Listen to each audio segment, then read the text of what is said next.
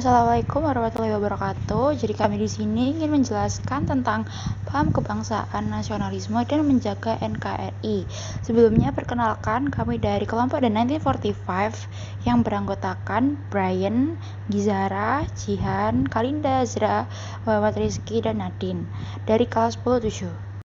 Untuk materi yang dibahas dalam video ini yaitu ada 8. Yang pertama, makna filosofis paham kebangsaan, kemudian hubungan antara paham kebangsaan, mengenal nasionalisme, ancaman di bidang ideologi, di bidang politik, di bidang ekonomi, di bidang sosial budaya, dan di bidang keamanan. Dan yang terakhir ada upaya menjaga NKRI dari ancaman. Makna filosofis paham kebangsaan dan nasionalisme. Makna filosofis paham kebangsaan dan nasionalisme pada bangsa adalah bahwa loyalitas atau kesetiaan tertinggi setiap pribadi yang menjadi anggota sebuah bangsa atau negara haruslah diserahkan hanya kepada bangsa dan negara tersebut. Hubungan antara paham kebangsaan dan paham nasionalisme. Hubungan antara paham kebangsaan dan paham nasionalisme sangat terikat satu sama lain. Hal ini dikarenakan paham kebangsaan sebagai perasaan atau pandangan, sedangkan paham nasionalisme sebagai aksi atau bentuk nyata dari wujud paham kebangsaan. Mengenal nasionalisme. Pengertian dari nasionalisme yaitu suatu paham yang menciptakan dan mempertahankan kedaulatan sebuah negara dengan mewujudkan satu konsep identitas bersama untuk kelompok manusia.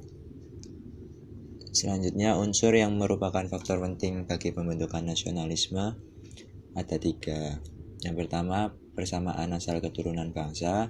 Yang kedua, persamaan pola kebudayaan. Yang ketiga, persamaan tempat tinggal yang disebut tanah air. Selanjutnya, contoh sikap yang mencerminkan nasionalisme.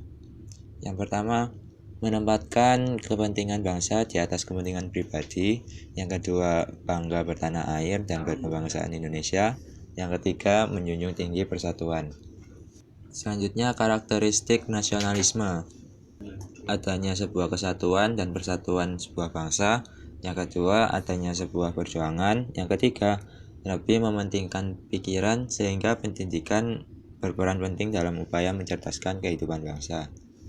Tujuan dari nasionalisme yaitu yang pertama, menumbuhkan dan meningkatkan rasa cinta terhadap bangsa.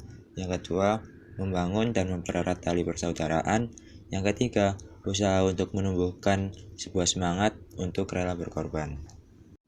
Bentuk-bentuk nasionalisme kewarganegaraan. Yang pertama, nasionalisme romantik atau organik atau identitas. Yang kedua, nasionalisme budaya. Yang ketiga, nasionalisme etnis. Yang keempat, nasionalisme agama. Yang kelima, nasionalisme kenegaraan. Ancaman di bidang ideologi. Ancaman di bidang ideologi adalah ancaman yang dinilai mempunyai kemampuan yang membahayakan pemikiran masyarakat suatu negara sehingga akan mengancam dasar falsafah negara yaitu Pancasila. Contohnya adalah 1. Agresi dari wilayah lain. Kedua, perang saudara. Ketiga, memberontakan senjata. Keempat, teror berbasis senjata. Dan kelima, pelanggaran wilayah. Lalu untuk ancaman di bidang politik adalah kegiatan baik dalam negeri maupun luar negeri yang dikategorikan sebagai hal yang membahayakan dan memecah belah persatuan dengan mengatasnamakan politik. Contoh ancaman ialah 1. Terorisme. Kedua, negara asing yang terlalu ikut campur. Ketiga, korupsi, kolusi, dan nepotisme. 4. Makar atau kudeta. Dan terakhir, separatisme atau perang saudara.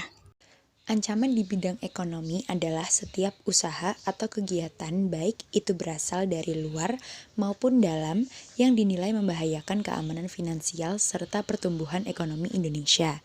Contoh diantaranya adalah inflasi, kondisi infrastruktur, dan daya saing yang rendah. Selanjutnya, ancaman bidang sosial budaya dapat berupa isu mengenai kemiskinan, kebodohan, keterbelakangan, serta ketidakadilan yang menjadi dasar timbulnya konflik. Contoh diantaranya adalah gaya hidup konsumtif dan gejala westernisasi.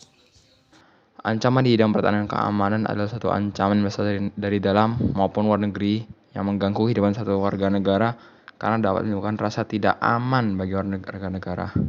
Contoh ancamannya yaitu pemberontakan angkat senjata, pemberontakan dari golongan yang ingin mengubah ideologi negara, kerusuhan, ada yang keinginan negara lain untuk menguasai Indonesia, dan ada yang keinginan dunia industri karena Indonesia dipandang memiliki kekayaan alam yang melimpah.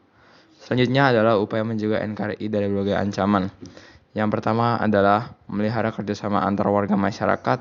Yang kedua, menjauhi permusuhan yang dapat memecah belah masyarakat. Yang ketiga, biasakan hidup disiplin, berani membela kebenaran, dan menjunjung tinggi kejujuran. Yang keempat, memiliki sikap rela berkorban untuk menjaga keutuhan NKRI dari berbagai ancaman. Dan yang terakhir yaitu sikap dan perilaku untuk mempertahankan NKRI. Yang pertama, menumbuhkan sikap toleransi. Yang kedua, menjaga kesatuan dan persatuan. Yang ketiga, menjaga beragam perbatasan Indonesia. Sekian dari kelompok kami.